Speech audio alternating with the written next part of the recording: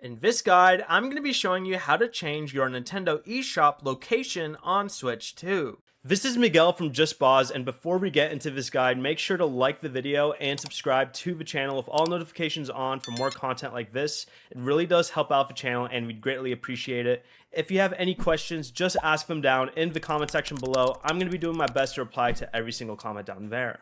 Your eShop region is based on the country or region set on your Nintendo account, so you can't change it directly inside the eShop. What you'll want to do is go to the Nintendo account website and sign in with the account you use on your Switch 2.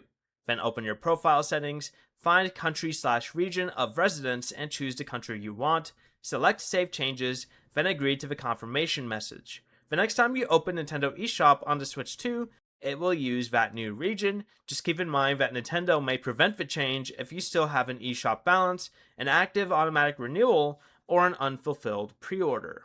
Before you leave, remember to like the video and subscribe to the channel with all notifications on for more content like this. It really does help out the channel and we'd greatly appreciate it. And if you did have any questions, just ask them down in the comment section below. I'm going to be doing my best to reply to every single comment down there. Peace.